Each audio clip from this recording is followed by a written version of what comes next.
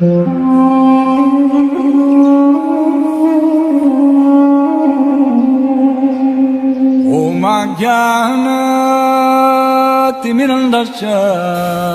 I am stressing.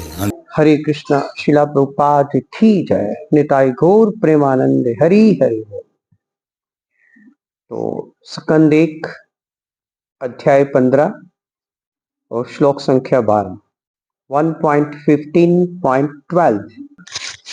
फिर अर्जुन महाराज युधिष्ठिर को भगवान की कृपा का वर्णन कर रहे हैं कि उन्हीं का प्रताप था कि मैं एक युद्ध में शिवजी तथा उनकी पत्नी पर्वतराज हिमालय की कन्या को आश्चर्यचकित करने में समर्थ हुआ। अब शिवजी को युद्ध में हराना इम्पॉसिबल। तो उन्होंने कहा कि ये किसकी कृपा से हुआ कि मैंने शिवजी से युद्ध किया और शिवजी को मैंने, उनकी पत्नी पार्वती को भी मैंने इस युद्ध के द्वारा उनको आश्चर्यचकित किया।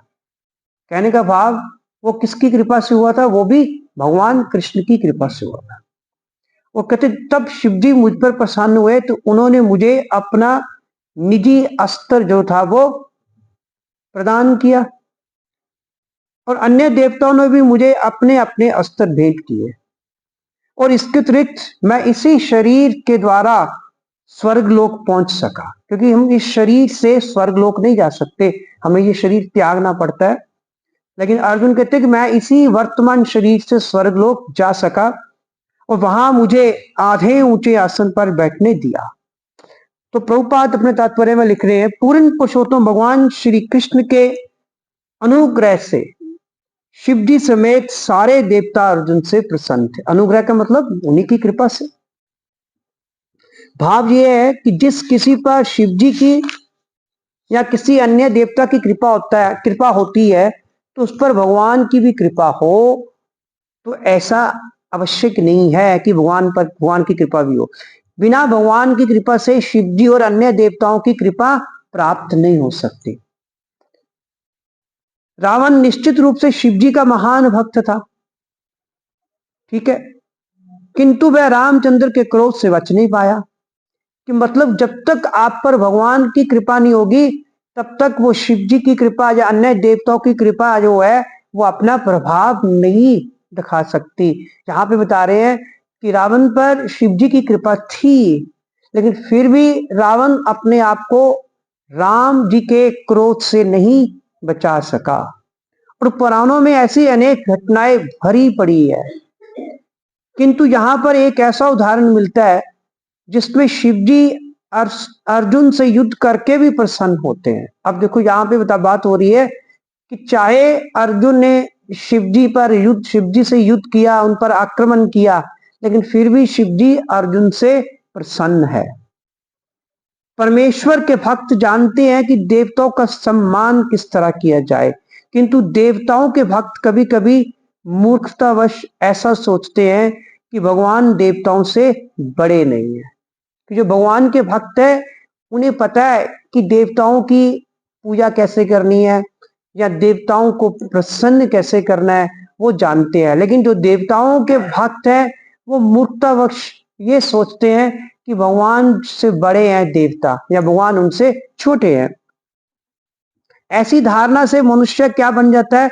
अपराधी बन जाता है और उसका अंत वैसा ही होता है जैसा रावण का, कंस का, अन्यों का हुआ।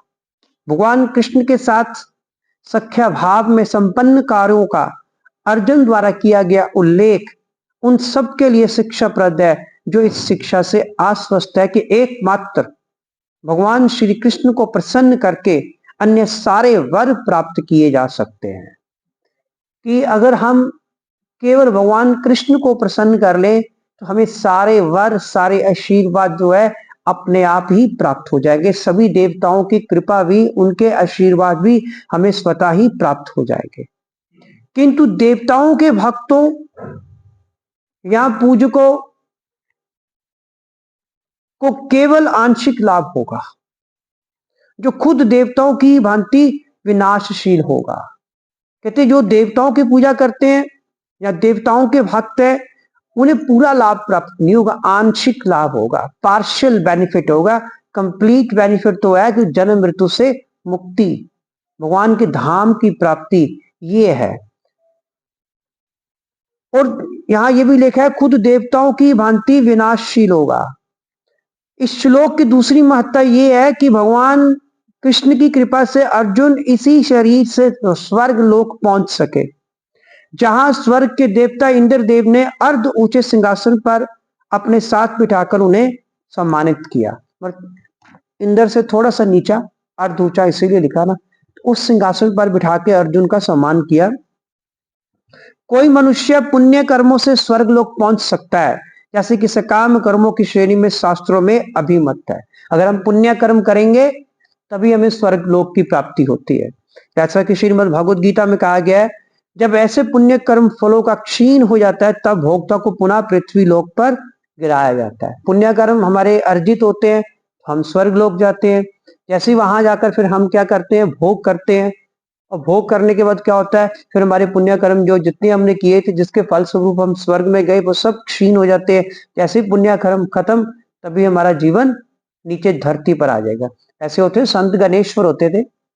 संत गणेश्वर जब अपने मंदिर में जाते थे तो उनके साथ उनके डिवोटीज, उनके शिष्य भी होते थे। तो संत गणेश्वर हाथ खड़े करके ऐसे भगवान से कहते थे कि हे भगवान मुझे दुख दो, हे भगवान मुझे तकलीफ दो, मुझे कष्ट दो।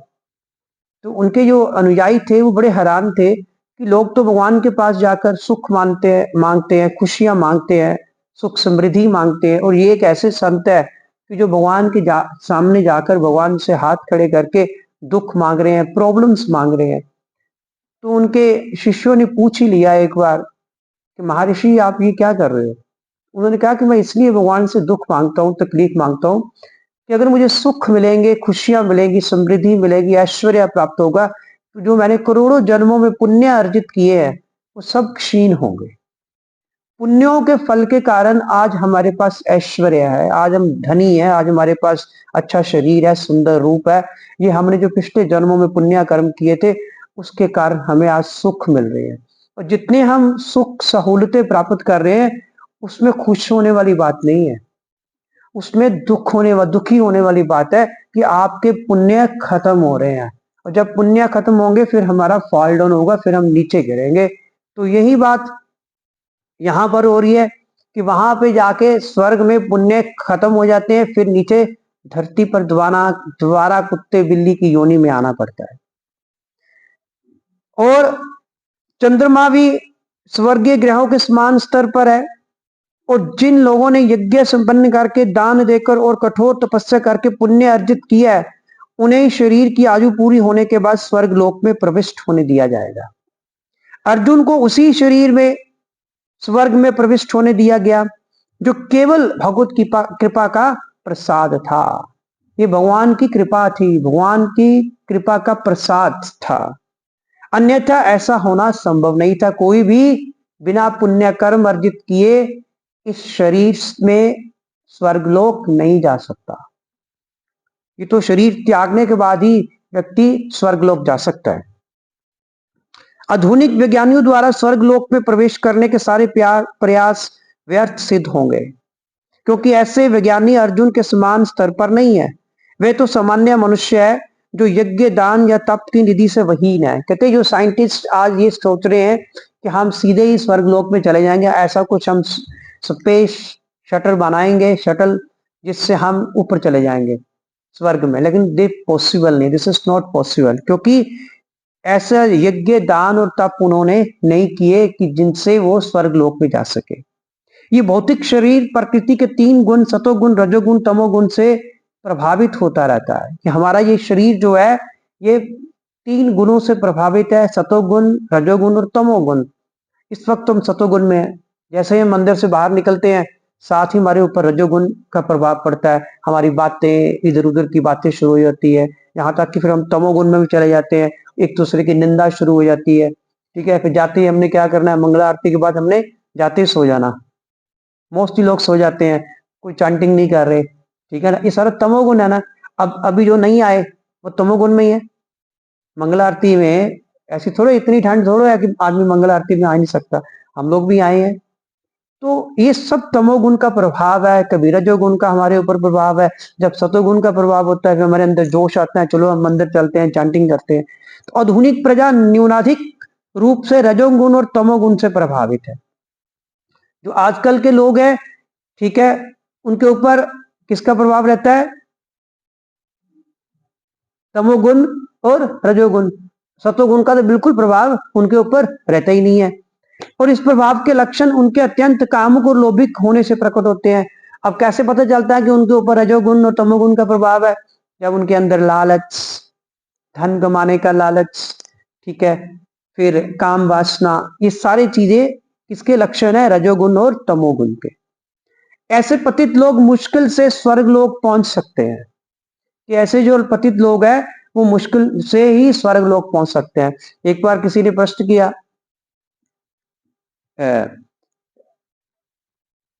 अब हमारे आचार्य, मुझे नाम नहीं याद आ रहा, जीवा गोस्वामी, श्रील जीवा गोस्वामी से किसने प्रश्न किया कि आप सभी से कहते रहते हैं कि भगवान की भक्ति करो, भक्ति करो, और आप भगवान की भक्ति करने से आपको जन्म मृत्यु से मुक्ति मिल जाएगी, आपको इस संसार से मुक्ति मिल जाएगी। तो उन्होंने प्रश्न किया कि अगर सभी लोग भगवान कृष्ण की भक्ति करने लगे तो सभी लोगों को मुक्ति मिल गई, तो फिर तो इस संसार में कोई है ही नहीं। अगर इस संसार में कोई नहीं है तो ये संसार ही नहीं है, फिर ये संसार ही नहीं रहेगा। तो जीवा गोस्वामी हंस पड़े। वो कहते ऐसा कोई खतरा नहीं है कि ये संसार ना रहे। कहते इतने लोग हैं ईर्ष्यालु, इतने लोग हैं दूसरों से द्वेष करने वाले, इतने लोग हैं जो काम वासना में, विषय भोग में फंसे हुए हैं। जब तक ये इतने लोग हैं ना, तब तक ये संसार के खत्म होने का कोई खतरा नहीं है। क्योंकि भगवान की जो शुद्ध भक्ति करेगा, जो श्रद्धा से भगवान की प्रेम पूर्ण सेवा करेगा, वही इस संसार से मुक्त हो सकता है। तो वैसे कहते कोई खतरे वाली बात नहीं है। बहुत ऐसे लोग पड़े हैं जो ईर्ष्या करते हैं, दूसरे से द्वेष करते हैं, काम वासना में फंसे हुए हैं, लोभी है। कहते ये जो लोग हैं वो उतनी शुद्ध भक्ति नहीं कर सकेंगे जिसके द्वारा वो भगवान के धाम पहुंच सके। इसलिए देयर इज नो डेंजर। तो जहां भी ये बात हो रही है, ऐसे पतित लोग मुश्किल से ही स्वर्ग पहुंच सकते हैं। और स्वर्ग लोक के ऊपर भी अन्य अनेक लोग हैं जहां केवल सतोगुणी जीव ही पहुंच सकते हैं। स्वर्ग लोक की तो बात उन लोगों की हो रही है ना जो पुण्य कर्म करते हैं। पुण्य कर्म सकाम कर्म होते हैं, तो उससे भी ऊपर है हमारे अंदर सत्व गुण होना चाहिए। और ऐसे लोग फिर कहते हैं कहां जाते हैं? उससे भी ऊपर, स्वर्ग लोक से ऊपर। तो इस ब्रह्मांड में स्वर्ग तथा अन्य लोकों के निवासी अत्यंत बुद्धिमान होते हैं, मनुष्य से कई गुना अधिक, और वह एक से एक बढ़कर सतोगुणी होते हैं। वे सब भगवान के भक्त होते हैं, और यद्यपि उनका सतोगुण विशुद्ध नहीं होता तो भी वह देवता कहलाते हैं। अब सतोगुण भी विशुद्ध होना चाहिए, जिसे कहते हैं शुद्ध सतो, शुद्ध सत्व। जब तक हम शुद्ध सत्व में नहीं होंगे तब तक तो हम वैकुंठ धाम में जा ही नहीं सकते। तो कहते बहुत देवता तक ही रह जाते हैं, उसके ऊपर नहीं जा पाते, जिनमें इस भौतिक जगत में संभव अधिकतम मात्रा में सद्गुण पाए जाते हैं। कि देवताओं में ऐसे गुण पाए जाते हैं।